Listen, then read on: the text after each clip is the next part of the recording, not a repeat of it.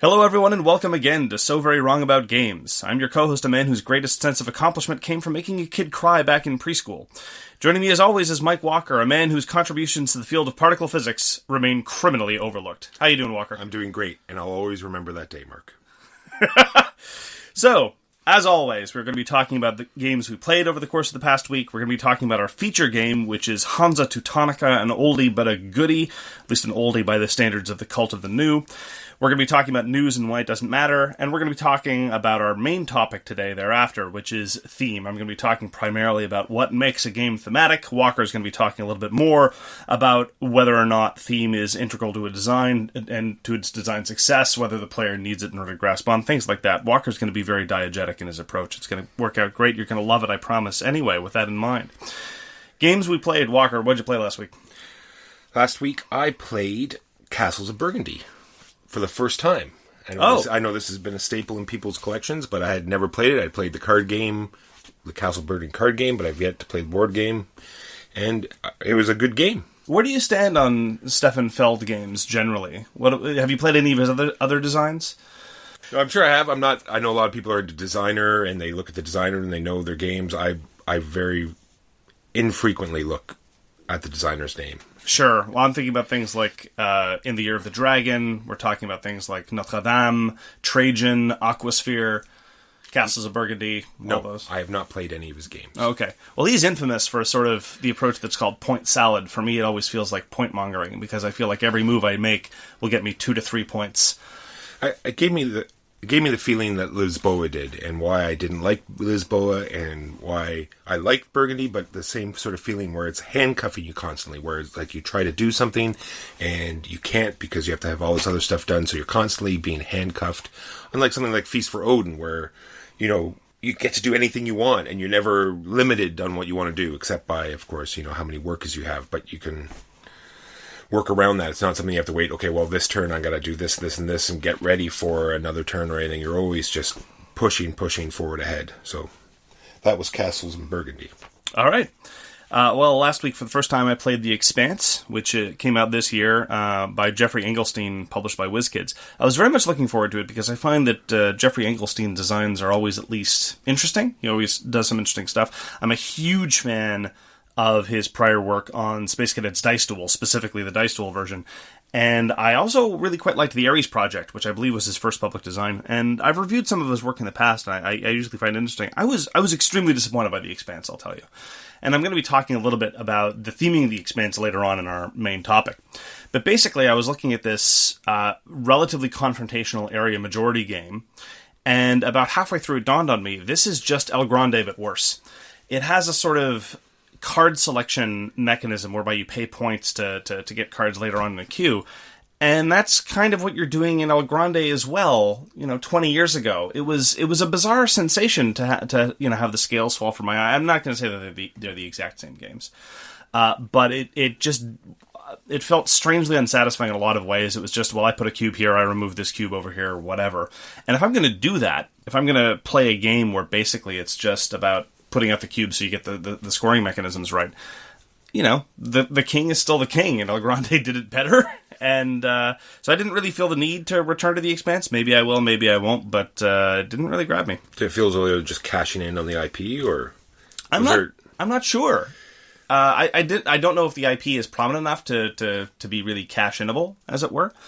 But I'll say that I just found it bizarrely uncompelling. And when a game is uncompelling like that, it really needs to live or die by its mechanisms. And the mechanisms were solid, but unspectacular.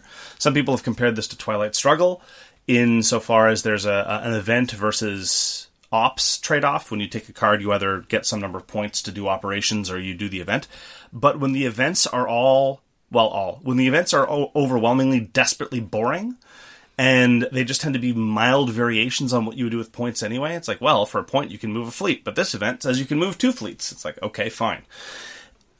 I didn't find it interesting. In Twilight Struggle, the events are interesting and compelling, and it's unsurprising because that sort of card-driven approach was pioneered in wargames, and the card-driven wargames where the events suck don't get played. It's the card-driven wargames where the events are interesting and compelling that really see repeat play.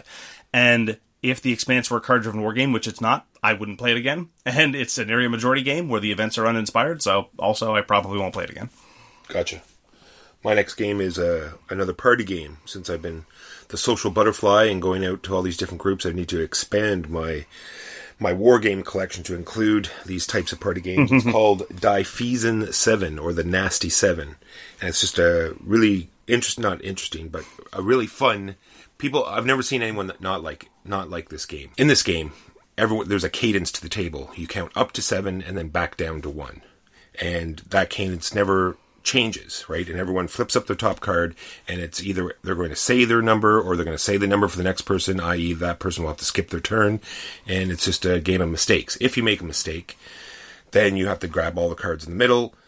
And so if you take too long to take your turn, or you take your turn when you're not supposed to, or you say the wrong number, then you're taking the cards, and whoever is out of cards first is the winner. And it's a great game, and everyone seems to laugh when they play it, so I like it. That's the Nasty 7. Yeah, I thought it was cute and fun. It's kind of like Jungle Speed with talking, and if you say the wrong thing, then you get the cards.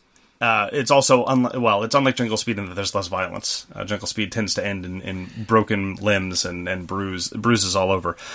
But yeah, it's cute and fun, and it's a great way to have a strangely tense yet strangely satisfying 15 minutes of just being silly, which is good for a party game. Exactly. I'm glad you've been having success with it. Last week we played this together. We played Tribune Primus Inter Pares, which is another sort of oldie Euro game. I've been getting it back to the table again, in part because I'm going to be talking about it with Joe Sallin and the members of the Longview podcast in January. Tribune is my all-time favorite worker placement game, and I could talk about Tribune for an hour, which is a good thing because I'll be expected to in a couple of weeks. But it's always tense, always enjoyable, always quick, lots of player interaction. If you haven't given it a shot, I highly recommend it. I've played Tribune, I think, almost 50 times by now. I didn't really get a good sense of what your experience of it, though, was. So this would be the only second time I played it, and I don't mind it. It's teaching it to people is a little rough. I think the getting to know all the different scoring. There's 10 different ways you can end the game. You have to get 3 of these 10, and exactly how to get all of these. There seems to be an over amount of components, and they're all named either scroll or liberium or tribune, and you need this combination. Unless you have this combination, you have to have this party. And to get new players into it might be a roadblock for it. But other than that, I think it's a great game. Well, I mean, if they're as hydrocephalic as you are, then sure, that might be a challenge. My next game is, I'm going to go on about Descent and Imperial Salt again, only because the Imperial Salt app came out this week. Luckily, we're just finishing our Descent app campaign, so we're all worked out great. We got together, we said, okay, what are we going to play now? And we looked on the App Store, and off we went. So we got well into the Imperial Salt app. I really like it. It's got changes the rules up a bit for the app from Descent, makes it a little bit more clear what to do, and it's Star Wars. And whether or not you like the IP or not, I think they did a great job. I found it incredibly boring. Dull, but... It is. I think... It is dull? What? I can only agree with it being dull, but I think to get people in, I think it's... No, sorry, I'm not going to let you keep going. Back up a bit. You find it dull? I know why I find it dull, but you and the other people around the table some of them seemed to be much more engaged. What do you mean? Well, it's the game mechanics. I don't think the game mechanics are there. I think if the role-playing sort of story... We can go into theme a bit later, but yeah. I think if you stop the game and start telling stories about what's going on, if you start making up, okay, this happened. Well, this happened because, he tried to do this and he tried to do that. And you actually stop the game and go on about stories about what's going on. I think that's the difference. That never happens in Castles of Burgundy, Feast for Road, and these other games. You don't stop. It's like, oh, he went whaling because, his family or whatever. I think if it has that in-depth role-playing aspect, I think this is why we enjoy this particular game. But okay. I really feel the game mechanics aren't there, and I think I'm on... I don't know if you're going to go to this page, but the same page where they keep going back to the same characters. Like, let's bring Darth Vader in again. Let's always have to have Luke Skywalker. Let's always have to have these main characters all the time. I don't particularly like that, but I can see why they do it. A lot of people want that. They want Star Wars. This is why they bought the game. They bought the game because they want Star Wars. This is what they want in the game. If they don't have it, they complain. That's the main complaint, not from me. That they want to be able to play these main characters. Why can't we play Luke Skywalker? I want to swing my lightsaber. It's like, well, because that's been done. I don't want to play that person. I want to make my own story. Well, we'll definitely pick up on that thread later, but I will merely point out that when we're playing Gloomhaven, we still tell these stories. You know, a card effect happens, and the card simply says, well, you launch an attack of this value, and then something weird happens. Either we get a whole bunch of rolling modifiers, or a bizarre some sort of weird effect happens, or we miss, or whatever. And we still tell these funny little stories about what has occurred over the on top of the game mechanics. The salient difference being that Gloomhaven is actually a good game. I will say this: when playing the Imperial Assault, so the Legends of the Alliance app, I only did it the one time. I did wish that I was playing the skirmish mode, because I do find the skirmish mode in Imperial Assault to be surprisingly reasonable, you know, for a quick kind of, I'm going to get my guys and bash them against your guys kind of experience. But we'll talk a little bit more about all this stuff when we start talking about theme. So I don't want to preempt your comments, but I have a number of thoughts specifically with the thematic integration of Imperial Assault specifically, and the app as well. Anyhow, the last game that I want to talk about in terms of what we played last week is Project Elite. We've been playing this for a couple of weeks actually now, and it's a real-time co-op game. It's a game that I really enjoy, but I can't really review because most of the time I'm able to at least try to say something about why I approach the game in a certain way or the kinds of experiences I'm having. And usually I leave it to other people to say, I like this game because it's fun. And I have to admit, and this reveals something about myself, I think, all that I can say about Project Elite is I just find it really fun. It's just fun to be chucking the dice. I can say a little bit about why the design is successful. And that's that it's, as a real-time game, the stuff that you're doing in real time is all bone simple. Even new players, you're like, okay, once this timer starts, here's all that you do. And they're like, all right, fine. All the rules explanations, all the details, all the grit. You know, a boss shows up and does something weird, or a special monster shows up, or an event shows up. All of that you can discuss during the paused element. So everybody gets to be on the same page, which is not true even of relatively simple real-time games, like Escape, Curse of the Temple. I've played that a few times, but even in the middle of the game, I'm like, wait, what am I doing again? I don't understand how this works. And this wasn't a strategy question or a question about choices. I just couldn't remember how the rules worked. And it's a relatively simple game. And I think that's one thing that the designers of Project Elite did right. They knew that once the real-time starts, everything has to be really pared down. And you can introduce all the complexity later on during the moments of pause. So I think they got the tempo exactly right.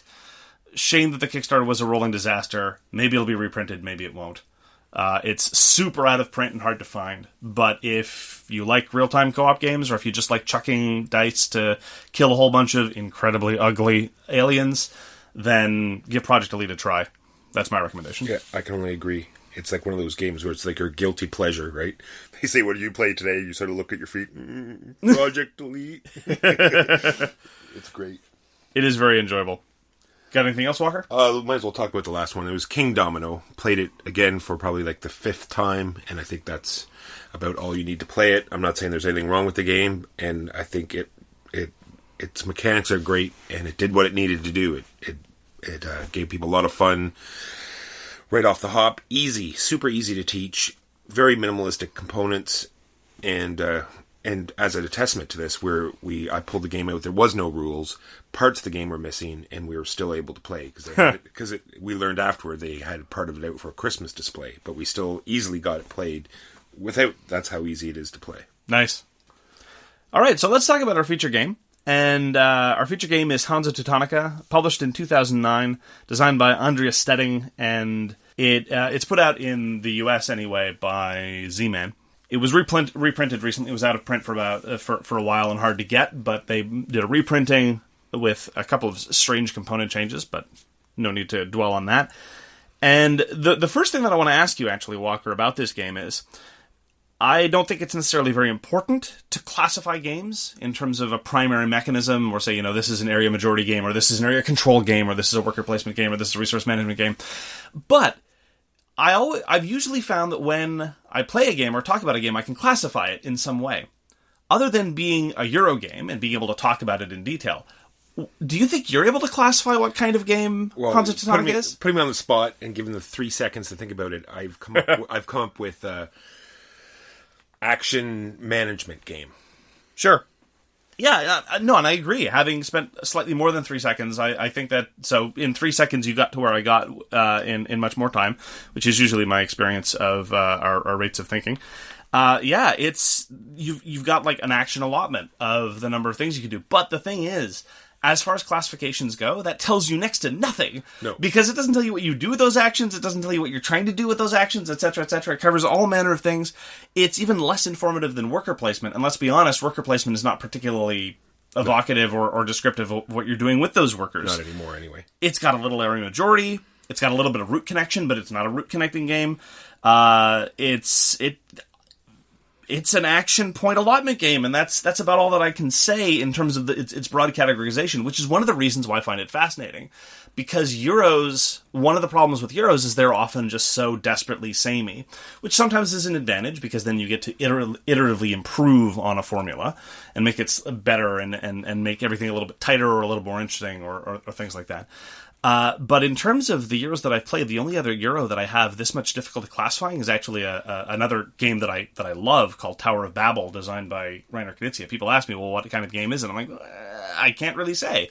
It's got some area majority scoring, but there's this weird cooperation thing. Anyway, so let's talk about Hansa Teutonica. What do you... Because we both love the game, right, Yes, Walker? I know that's what I was going to say. As a caveat, it's not really fair that this is... Truth be told, right at this moment, it is my number one game. For sure. Really? Oh, I didn't know you liked it that much. Oh, for sure. If I had to choose any game to play every time right now, it is Hansa Teutonica. It's been like that for about a year now. Because I introduced it to you, right? For sure. Yeah, and I remember you being very, very enthusiastic, and I love the game, and I'll play it at any given opportunity. I didn't know it was your favorite. Yeah. Wow. So what is it you like so much about Hansa Teutonica? Well, just that there's no real randomness to it. There's no dice. The components are super minimalistic. Set up, you put the board out, and you're pretty well ready to go. You don't have to, shuffle cards, put things out on the board. Or, sorry, you do. You need to three chits out on the board, but that's done, and you're off to the races. If you have 4 players that know what they're doing, or how many ever players, apparently it's not very good with 2. Yeah. I'm going to be touching on that later, I'm not sure, but 3 to 4, you're off to the races, and it's great. Yeah, it's a quick game. If people know what they're doing, you can get it done. I've seen games finish in as much as 30 minutes, in as little as 30 minutes, rather. But one of the things that I'd like to emphasize right at the start as to why I like it is, despite the fact that it's your stereotypical dry Euro game in a lot of ways, and there is no theme in here at all. It's laughable. I think there's a name for the difference between cubes and discs. I just call them cubes and discs. I think it's traders and merchants, I think. Anyway, for a game I played this much, I have no conception of what the things are actually called. There's your available supply and your unavailable supply, which I think is the difference between your supply and stock, but I just say good supply and bad supply. And the game doesn't suffer for it. No. Because there's no bloody theme to this. Something... Renaissance German bank. Who cares? Exactly. And... Offices... Something, put chits on the board. Yes, and normally, not all the time, but normally in games like that, it's just you're sitting in a corner pumping your engine, and it's just a question of who pumps it better. Not in Hansa Teutonica. Hansa Teutonica is an incredibly confrontational game in a lot of ways. It's about blocking, it's about knowing when to be blocked, it's about getting in people's way. There's also lots of grabbing things before someone else can, and in this game that can be extremely painful. If you miscalculate and let somebody else grab something that you needed, then you're going to have to adapt.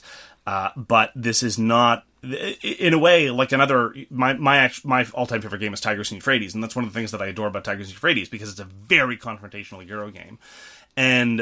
But also like Tigris and Euphrates, when you're kicked out of where you were, even if you wanted to be there, typically there's a way to adapt. You need to be flexible. You need to accommodate the changing board position.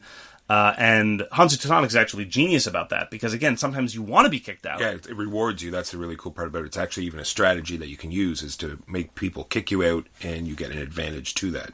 was going to bring up that point as well. I'm wondering why we like those two games so much. It's very much controlling the game and manipulating your opponents to do what you want them to do type thing. It's like, I'm going to do this. That's going to force their hand, like chess, like Tigris and Euphrates, and this is going to, and then I'll be ready for my next turn because they have no choice but to do that type thing. Absolutely, and that is a common thread amongst a lot of the games that I personally like, the ability to plan ahead, but the requirement to be adaptive and to change and adapt to the board position and the board state. And it's usually in those heavily confrontational Euros where you can do that, because you have enough information to be able to predict the state of the game, but there's enough interaction with the other players that they can really disrupt that game state, and then you have to be put on your back foot and decide what to do about it. And Hansa Teutonica does this brilliantly, possibly better than any other Euro of its type, definitely better than any Euro with this low level of randomness, I think. That's right. On the other thing I wanted to quick note on here, what I didn't want to go past it, was there's been a problem with the rulebook apparently from the other stuff I've read, that it's a terrible rulebook. I didn't see a problem with it. The good part is that it's so, I don't want to say basic, but you don't ever have, once you know the game, you don't need to go back to the rule book. Absolutely. Like, even if it's like a year after you've played, you can pull this game out and you'll know it right off the hop. As soon as you've played it once, then you'll never have to reference the rule book again, except to know how many chips are in your good supply and how many chips will be in your bad supply at the beginning of the game. Other than that, you're off to the races. Yeah, and I think that leads to another thing I wanted to talk about. It's got this weird mixture, not uncommon in games of this type, of accessible and inaccessible. The rule set is so light that you can explain the rules to somebody in a very short amount of time, and even new players have no difficulty remembering almost all of the details right away. Very few rules questions that pop up. They understand, and you can even watch, and I love doing this, you can even watch new players get those aha moments. The first time they see someone capitalize off a block. The first time they see that their block isn't going to work because someone else is going to outmaneuver them. The first times they see the effectiveness of a less beloved track being maximized, things like that. Even just, a few turns into the game, you see them recognize what's going on and then start employing those strategies. It's a beautiful thing to see. That having been said, because it is a deterministic no-luck game, if you've played 5 to 10 times and you're playing against newbies, you're going to win. There's almost no two ways about it.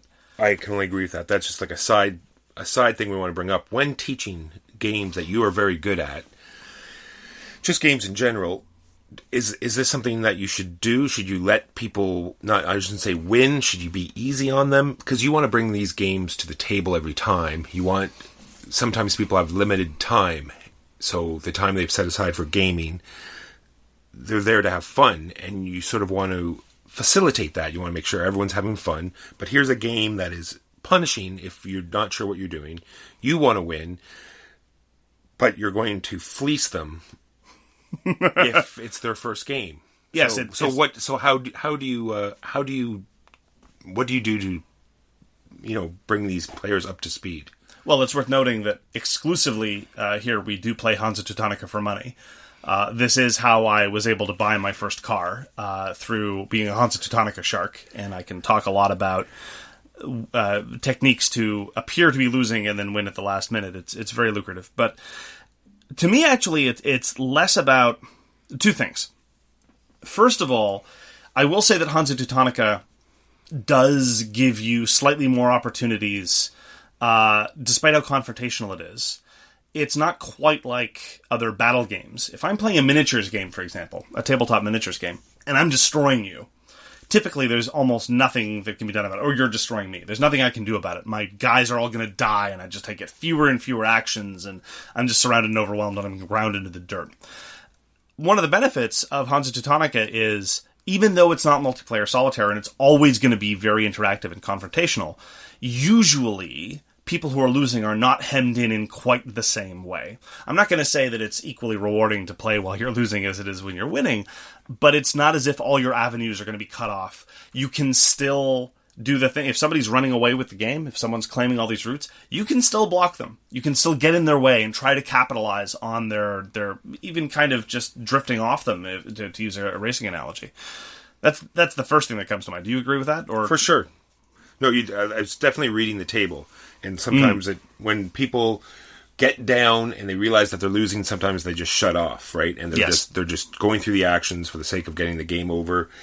And I really try to bring them back in and show them, I don't want to say what they should have done or what, I'm just more like what they can do and how that person did what they did to get so many points and how they can also do the same type of thing. Right. And in Hansa Teutonica, because of how accessible the rules are and because of how early and quick some of those aha moments go, I find that people don't even need those nudges. I've found sometimes midway through a game, someone's like, "Oh wow, I've really lost this. Someone else is running away with it, but I know why they did it, and I know how it worked, and I know what I can do even now in here to maximize my board position, even though I'm not going to do it." That's and right. Those are the people that typically come back for a second player, ready, locked and loaded, and ready for bear. That's right. Again, immediately, it's like, can we, so are we playing again, or like, can we start again? Yeah. But just as to talk about, the obligation of the game explainer or the people who are very experienced in the game, I actually put it precisely in those terms of obligation. This is a bigger topic that maybe we should talk about some other time, but I think there is actually a moral obligation to play to the best of your abilities. Because if you don't, if you're not taking a game seriously, if you're making moves that deliberately harm you, or that randomly throw the game to somebody else, or if you're not fully engaged with it, deliberately, if you're distracted or whatever, that's fine. But if you're not engaged with the game in a reasonably competitive way, I think you're actually violating the social expectation of everyone at the table. And some games cease to function in those contexts. And I think that if you no longer are behaving reasonably predictably, i.e. maximizing your own self-interest, then that throws off everyone else's ability to play reasonably as well. And so I agree that it's all about fun, but I think that there are certain social expectations that engender moral responsibilities to the players at the table. But that's, as I say, that's a huge topic. For sure. So I think if you're teaching a game and you know that you're really good, maybe pursue alternate strategies you're not as accustomed to, rather than, say, looking at a move and saying, "Oh, that's obviously the thing I should do," and then deliberately doing something else. At that point, when you make that choice, then I think you've done something actually wrong. But, as I say, more on that, perhaps in a different topic. All right, so all we've done so far is croon about this game. What? I have a negative list. Do you have a negative list? All right, I'll go over don't actually. Really? I'll go over my negative points, Sure. And you can tell me why they're not negative points. Sure. Right, we just talked about the one, teaching new players is always a detriment. I really feel that the chits on the table, I could do without them, totally. Like, if they take the chits out, I don't know, something about them just rubs me the wrong way. It's such a, streamlined game, and then you throw these chits in it, it seems to throw it off a little bit, and it's another, there's some hidden points at the end, it's just yet another weird triangle amplifier of points at the end. Zero theme. Oh, yeah. Sure. And getting it to the table because of the zero theme and the way I like the way it looks. I like the art. I like the color palette, but some people don't. And getting people to play it when they see this cover and what it is also makes it a very hard sell to get it to the table. Yeah, a number of people made that observation about the chits. I agree that there's probably a version of the game that would work without them. And I will say, in the game, after you claim a chit, at the end of your turn, you're supposed to put out a new one. I forget to do that all the time. And maybe that just demonstrates that they're kind of superfluous and not as integrated with the rest of everything else. So that is an excellent point. As far as the appearance of the game, I think that really is group dependent. I remember once a long time ago, this was back when I was first getting into gaming, and I was playing gaming with my friends in Montreal, and I taught a couple of games to this kid. He was about 13, 14 years old. His name was Jules, back in Montreal. I called him Jules César as a joke. And I just taught him Winky, which was the forerunner to Small World. This is back the earlier version, and Tigers and Euphrates. And before that, he'd been fed a steady diet of, the latest Fantasy Flight game, which even at the time, they were still churning out a whole bunch of heavily thematic and, well, at least what they consider heavily thematic, more on that later, stuff. I use the term stuff advisedly. And he came away after playing Winky and Tigers and Euphrates. He was raving about both the games, and he said, plus c'est laid, plus c'est bon, which is, the uglier the game is, the better it is. And I don't have that association necessarily, but I will say, some people, they take one look at a box cover and they just refuse refuse to engage with it. That's right. You guys, lately, it seems like any cover that GMT Games has, one look and you're done. I don't think we should go into the GMT cover situation. I think, actually, I had some thoughts on it the other day. They got a group of people together and they decided we need to pick the worst color palette and decide on the worst possible art so people won't play our games. And they all looked around the board and they all agreed. They all nodded, yes, that is a fantastic idea. Worst color palette. Maybe. Most terrible art ever. That will definitely get people to play our games. That is obviously what happened. Maybe ultimately what happened was they got together and it's like an Emperor's New Clothes situation. They said, what we need to do is make sure that our box covers drive away the Philistines with tiny, puny minds that won't be able to appreciate the greatness therein. And it'll just be like an automatic lamoid detector where you show them the cover of Triumph and Tragedy or of Combat Commander or of Commands and Colors Napoleonics or Maneuver or... well, Churchill's a bad game, but... and they, people will see it and be like, oh no, this is far too interesting for my narrow intellect to appreciate. Well, if that's what they're going for, congratulations. Yes, but going back to Hansa Teutonica, it's very much of a style that you don't see much anymore, which is the stern European man on the cover, which used to be every other game. Trading Mediterranean. Ding, ding, ding, ding, ding. Exactly, yes. And that does lead into the utter themelessness. But when a game is completely and utterly themeless, all that's left to fall back on is its core mechanics. And do they work? Do they sing? Do the core mechanics fit together naturally enough that you don't need any kind of narrative or conceptual schema layered on top of it to make them make sense? So you're bleeding into the topic now, sir. I know, it's called a segue. It's what us professional broadcasters do. But anyway, before we get fully into that, is there anything else you want to comment on Hansa Teutonica? There is not, except you really need to try it. It's a great game. It's an absolutely wonderful game. And the other thing is, if you're jaded on Eurogames, if you've ever enjoyed Eurogames, it really does feel very different from a lot of other Eurogames. I'm not going to say everything about it is unique, but again, it's hard to pigeonhole. It's hard to classify. It's highly confrontational without feeling mean. It's a lot of the great things about Eurogames. Exactly. I try to, in my reviews, I always have a segment at the end where I compare it to other games, and I can't compare it to no other game. The closest I got is Scythe, right? Where you have your player board in front of you and you're moving chits around in order to improve your action selection. Sure. Yeah, but it's even more confrontational than Scythe, though. It totally is. That's what I mean. That's what I mean. Like, the closest game I could come to. Like, what other game could you compare Hansa Teutonica to? No, I agree. Right? Superficially, it looks like things like Turn and Taxis and even Ticket to Ride, but it is not like those games at all. Yeah, give it a shot. I don't think you'll be disappointed. So, before we then square the circle and finish our discussion about theme, let's talk a little bit about news. You got any news in the industry that you want to talk about, Walker? I've got a whole bunch of news. See this big blank spot on this sheet where news is? I do. I'm going to totally steal news. Apparently Renegade has a pre-order up for Altiplano. Look, I don't think we should turn this into a hype corner. Just because you're super excited about multicolored llamas, that doesn't mean that we should necessarily... It's not only because I love Orleans and bag builders, but I think Altiplano is going to be... I've watched... I don't usually watch the rules explanation or how the game goes, but I've watched a little bit, and I think it's going to be a very interesting game. Right, and it has llamas. Like, how can you go wrong with llamas? We'll talk about it when it comes out.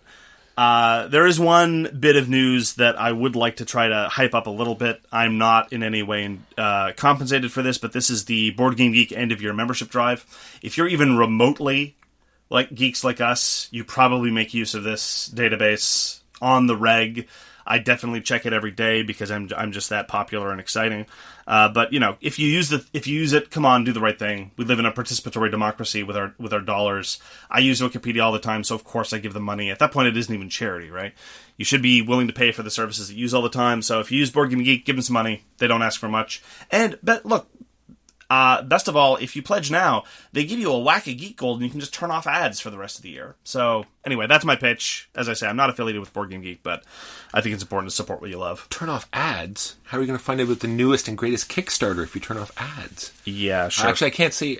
Truthfully, though, I cannot say how many I found because of the Board Game Geek ads, but There is at least one or two Kickstarters that I've funded because the ad came up, or knew that it started on Kickstarter. Sure, but because they came up on the ad. The ad block function is very, very configurable. You can turn off some kinds of ads and not others, and if you want to keep the banner ads that talk about Kickstarter projects, you can do that, and turn off some other stuff. I turn them all off, but cool. Whatever. News that really doesn't matter. Apparently Simon is going to be putting out a whole bunch of Munchkin games, which doesn't make any sense to me, but apparently that's going to be a thing. I don't understand. I didn't know that Steve Jackson still designed games that weren't, the next iteration of Munchkin, but apparently he's going to be designing some games for them. Let's sprint forward and then cut our hamstrings. Yeah. Seriously. I don't get it. I don't get it. I don't think we're the target audience. No, I don't. It seems. Well, I haven't heard what's going on with it, or even if it's out. But Eric Lang producing a Munchkin card game. CCG? Yeah, that's been in the works for a while. But again, as far as I'm concerned, the shine is off Eric Lang. Some of his games are great. A lot of them aren't. He's a great designer, but he's not. I hear a lot of people talking about him like he's the second coming, and I'm sure he's a great guy. No offense, but he's designed a lot of games for me where I played it, and it's like, not so good. So he's just like other top tier designers, which is a strange sort of thing to say. But Munchkin CCG, that's two strikes for me. So yeah, I know. And then Rising Sun, we'll see how that's accepted. Yeah, we'll see. Other news, this is very sad. I mean, it looks, and Board Game Geek has been covering this. It looks like Mayfair may not really exist anymore as a publisher. They've let off a whole bunch of staff. It looks like all they've got left is Lookout Games. So Hanno Gierke and the people who work there. It appears that all the non-Lookout people at Mayfair are basically gone. I read that briefly. I didn't know enough about to bring it up though. But yeah, that would be unfortunate. Not that they've done anything great in the last. Lookout has, but. Mayfair hasn't brought anything out that. Well, look, Mayfair were the people who first brought Catan to North America. They're the people who first brought Tigers and Euphrates to North America. Way back in the day, there were precisely two game companies, more or less, that were putting out high quality hobbyist games: Rio Grande and Mayfair. Mayfair's all but dead. Rio Grande exists almost exclusively to produce Dominion and Race for the Galaxy stuff, which is fine. But, as somebody who remembers back in the day before Osmodee bought up everybody, it makes me a little bit sad to see that Mayfair may be no more. But it's true. It is what it is. Maybe they just made their big money on selling the Catan off, and they said, okay, we've done enough. It's possible. Sure. Maybe. All right. So that's it for news. So let's pick the thread back up about what makes a game thematic. Let's talk a little bit about theme. So what is it... Let me ask you this question, Walker. I don't mean to put you on the spot, but what is it about a very thematic game that you really appreciate? What is it that adds to the experience for you? Oh, well, I guess we've already talked about it. Like if the game actually stops and you go off as a group on this crazy story about why things happen, or if you have invested interest, I guess that's what it is. You have an invested story. You're developing a game as you go along. Maybe that's what good theme is. Yeah, I'm inclined to agree, because maybe I shouldn't start off with my epic complaint, but anyway, this is half my show, so I'll complain if I want to. To my mind, what a lot of gamers identify as theme, and certainly what a lot of publishers identify as theme, to me, don't really contribute that to the game at all.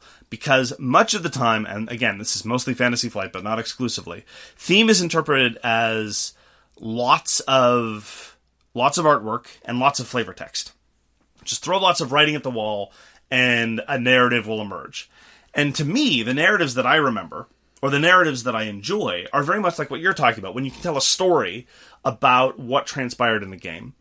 And when the game is bending over backwards and throwing all this, usually badly written, flavor text at me to explain what's going on, that to me drowns out my ability to put in my own narrative about what's going on. It drowns out my ability to cast the events of the game based on my own agency. It's taking the reins, and it's just crowding out all the available space. And that was definitely part of what I didn't enjoy about the Imperial Assault app, the Legends of the Rebellion experience. It was telling us this relatively pedestrian story about a relatively stock setup that we've seen a billion times before, sprinkle it with a couple proper nouns of Star Wars races that we then had to look up because we didn't know what they were, and so someone had to say, this is what this alien race looks like. And as a result, the game was spinning all this bad narrative. There was no room for me to really feel invested in what was going on. So all that we were left with was, well, I move 4 spaces and roll these dice to attack, and you move these 3 spaces and roll these dice to attack.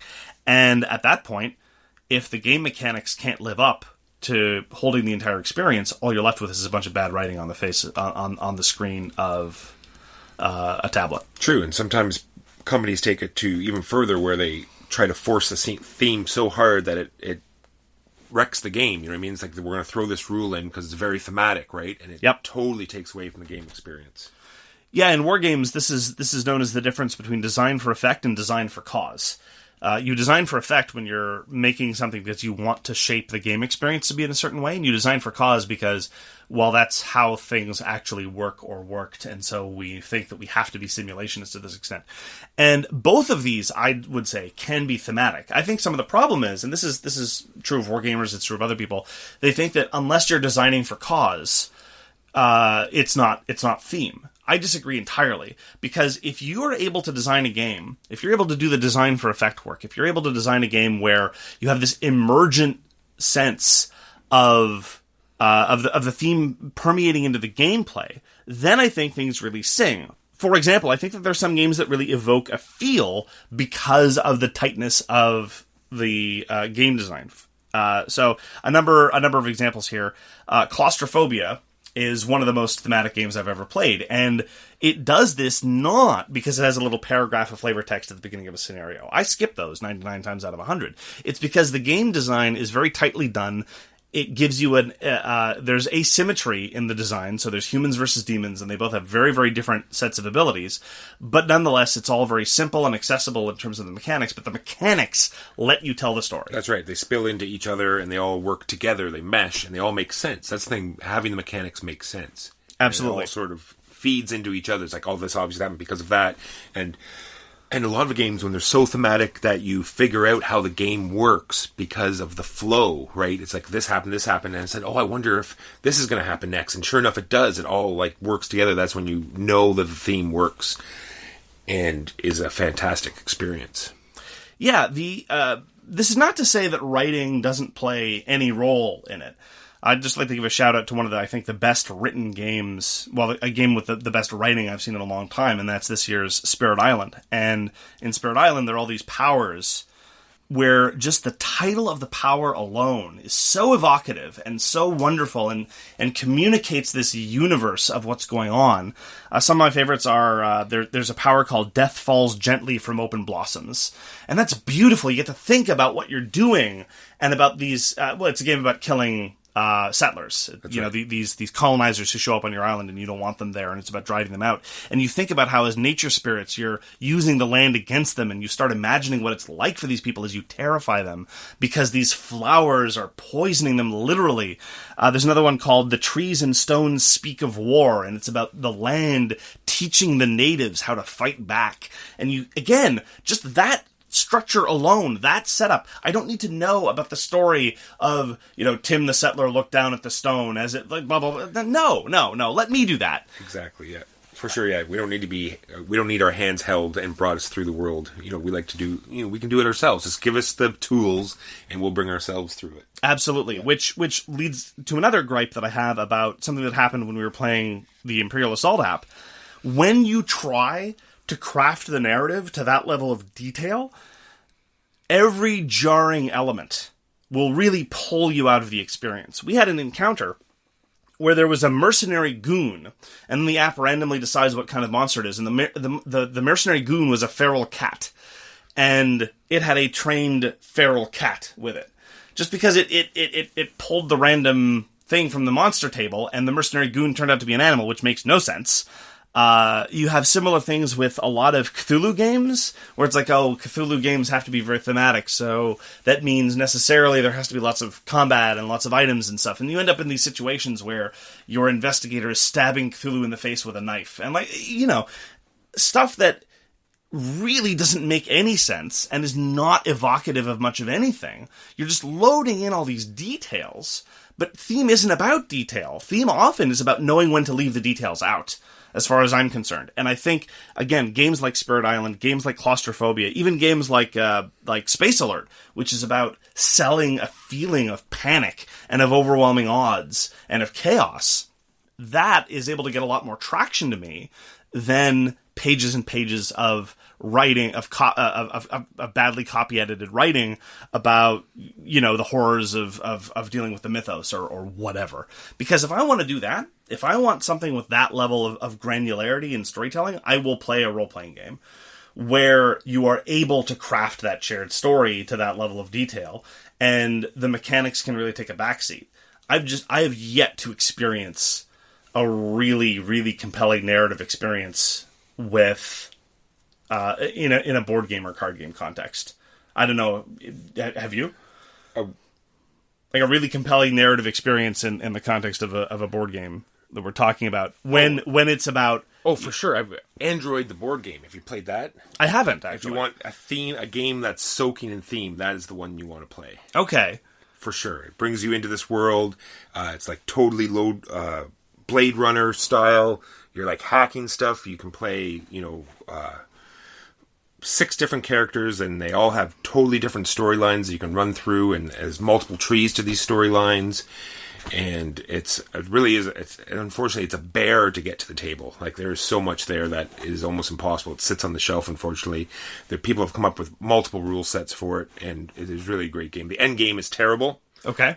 But the getting to the end game is fantastic. What's the problem with the end game? Oh, the game is you're just putting these chits on the villains, and then you flip them all up, and whoever has the most bad chits is the actual villain, and it is as painful as it sounds. I see. It's like you have a whole pool of people that could be this. They're all suspects, and then you're all putting these guilty or innocent chits on them, and you're trying to prove that your particular criminal is the bad guy.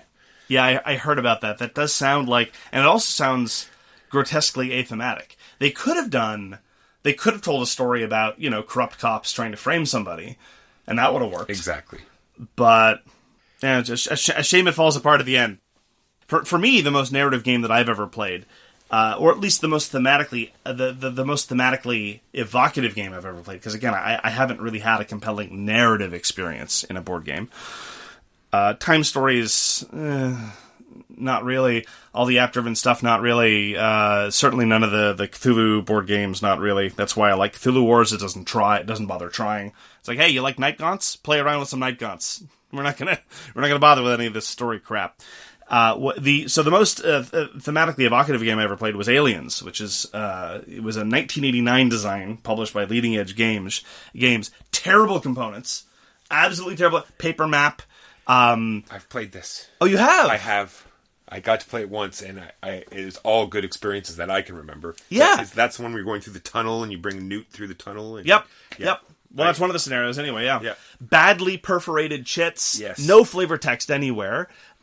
Really simple rule set. Really, really, really stripped down simple rule set. But again, it's the asymmetry. It's the fact that with the same simple set of rules, the aliens are going to be swarming you, and it really brings out the feeling that you have, those feelings of tension, of excitement, of the Aliens movie. And to a certain extent, it's very much like Space Hulk. I was about to bring up the same thing. That was one of my notes I have, is a Space Hulk. Is Yep. a game that very basic rule set, but the theme is so rich there that it makes the game that much better. Absolutely. And and to be clear, there's two senses here, just to sort of reiterate my point. There's two different ways in which you can understand a game to be thematic. There's thematic in the sense of revealing details or redolent in the lore of the Adeptus Astartes. I don't even know what those are, but I know that's a thing in the Games Workshop universe, of Terminators and Gene Stealers and all of those stuff. No, that I don't care about, first of all. But even if I did, I don't really get that from Space Hulk. What I get from Space Hulk is tension, excitement, of the feeling of being overwhelmed, the feeling of being outgunned in the context of the Gene Stealers, this notion of having to be bold, knowing when to strike, strike, and all of this, again, through a very, very simple rule set, because the game knows that it can survive on the strength of its rules, and it knows that its rules are evocative of a certain kind of player experience. It's about managing that player experience that, for me, are the most thematically successful games. And so Aliens is definitely the most successful license, because it really feels like the movie.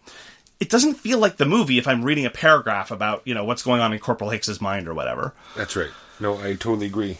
How about games that don't need theme at all? Or how important is theme to a game? Does a game need theme to be good or to succeed in the marketplace? Yeah, well, it looks like in order for a game to be very successful, it certainly does. Because if you look at the amount of money that is generated by something like the X-Wing Miniatures game, it just dwarfs everything else. And so it would certainly seem that in terms of the overall market forces, to make bank, you really need a recognizable theme. It's the same process that's happening in movies, right? It's all prequels and sequels and redos and adaptations and everything, and original IPs can't really get very far. But in terms of a successful gameplay experience, obviously we both agree that theme isn't a requirement. It depends on the game, I would say. So there's Hansa Teutonica, which doesn't even bother much with its pretense. But then I actually have a list of games here that some people might consider thematic, but I don't at all, but they're successful anyway. A couple of them are Vlaada Chvátil's games, Mage Knight and Galaxy Trucker. I don't really feel that those are very thematic at all. Galaxy Trucker's got some funny writing in the rulebook, but whatever. But at the end of the day, especially something like Mage Knight, you're basically building and pumping an engine, more or less. Yes, I've never felt as though I'm out on this quest or the story. I've never had that feeling from Mage Knight. I love Mage Knight, one of my top games for sure, but I've never had this adventuring feel from Mage Knight. It was, like you said, more of building your deck up, seeing the new cards, revealing new stuff, but never a hero going through the land and aiding the people type feel for sure. Yeah, and so it's all just window dressing. I don't know if it needs the window. It probably needs the window dressing to some extent, but it's certainly not. Its thematic coherence is not such that you then remember how things work. Like wounds, for example. Wounds are still tricky, even though I understand how wounds often work in games or other games. It's not so thematically used in Mage Knight that I'm like, oh yeah, wounds are easy to explain. It's like, no, it's just another subsystem that you have to internalize in terms of the rules by itself. And, that's fine. It's just the art and the theme is mostly forgettable. I'm just looking at attack points and defense points and at the end of the day. And I'm okay with that. I think it's fine. Another game like that for me, other games like that for me are Cosmic Encounter. I love Cosmic Encounter. I know I get a lot of flack for that, but anybody who doesn't like Cosmic Encounter is wrong and should just uninstall and kill themselves. And there's lots of art everywhere, but I don't feel like I'm engaging in diplomatic relations with another race or anything. I'm just bashing them upside the head with my ships. Kemet's the same way. There's a lot of stuff going on in Kemet, but it's mostly about the numbers for me. Like everything else is window dressing. So I don't think it's necessary even for the big, even Ameritrashy games. If your mechanics are solid enough, you can carry the game. But they should try to get sales, do you think? Probably. I think there's two big games that I want to talk about in this context is Catan and Dominion. I really don't think either of those two games try to sell their theme at all. Sure. Yet have still done very well. That's true. No, that's a good point. And I think, well, to a certain extent, I would wager they get, Catan especially, a lot of the sales are still driven by Europe. The SDJ also never hurts. That drives a lot of sales, and the Spiel des Jahres. So there's lots of games that we haven't talked about here, like that are pretty aggressively themeless, like Keltis, which is aggressively themeless and still moved a lot of units because Knizia finally got his SDJ for that one. I guess I'm being a little bit too cynical. You're right. Catan is not. I don't know anybody that plays Catan as an experience-based game. That's certainly how it's presented whenever Catan comes out in a sitcom, but I've never seen anyone do that in real life. No. Dominion is so themeless that it even makes fun of itself on all of its game descriptions. Exactly. That actually, by the way, is some of my favorite board game writing. The flavor text on Dominion is amazing. The flavor text on the back of Dominion box. I love it when...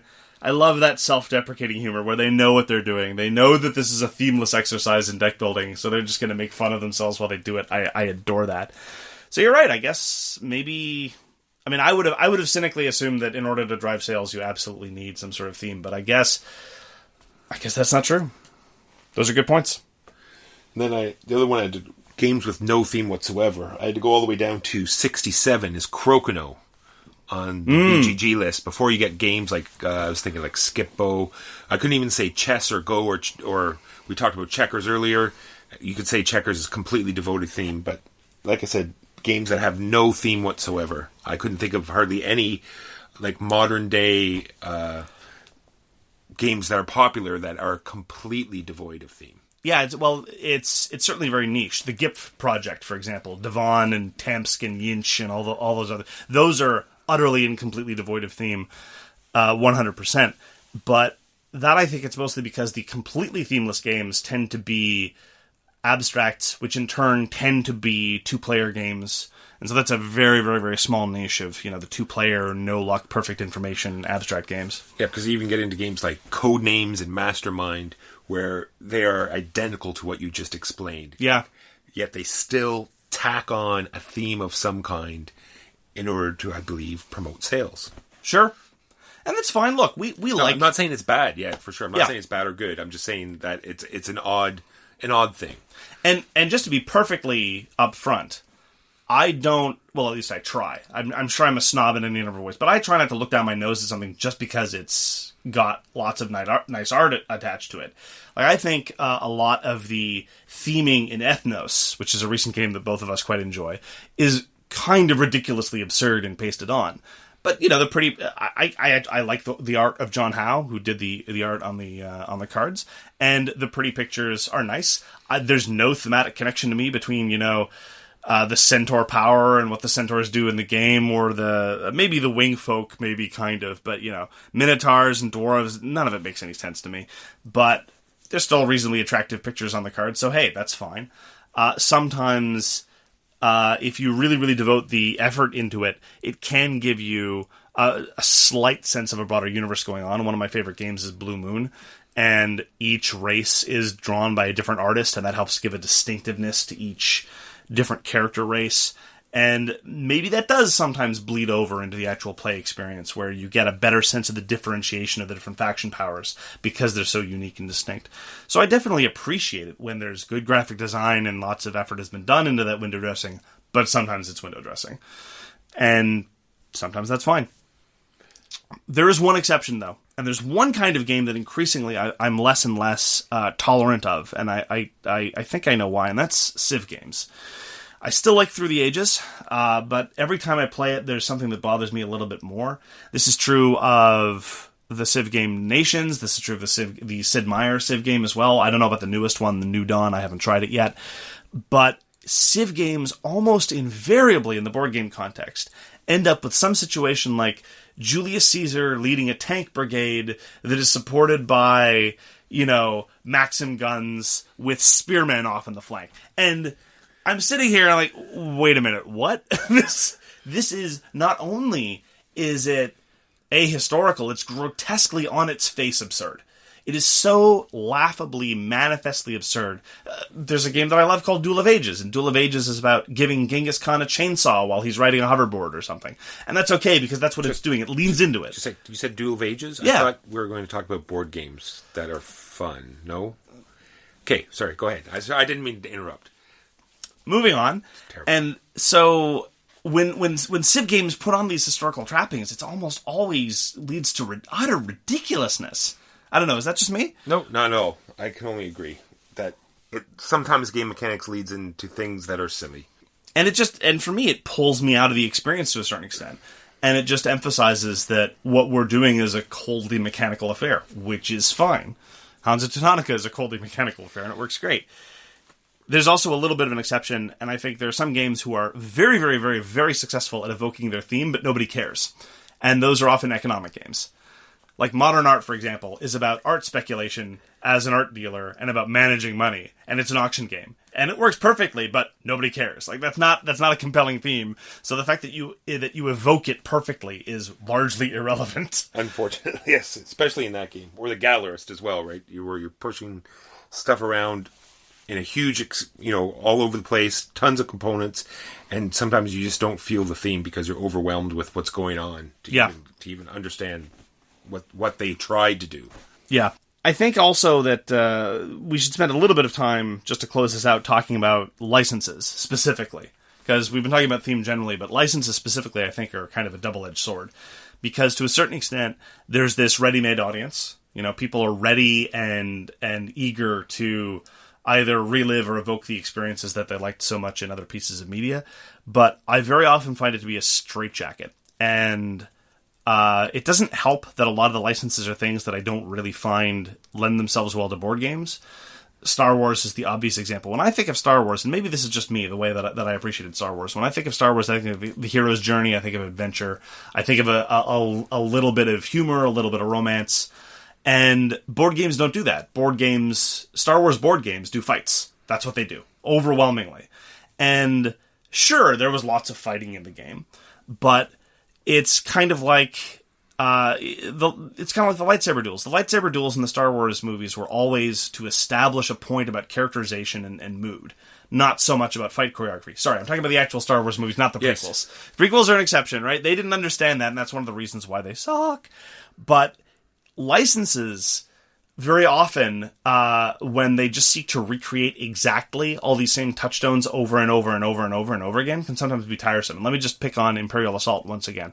I happen to note that the probe droids in Imperial Assault, what they do is they basically become kamikaze units because they go and they self-destruct. Why do they do this? Well, because a probe droid showed up for literally 5 seconds in the Star Wars trilogy, and that's because in Empire Strikes Back, when they shot at a probe droid, it happened to self-destruct.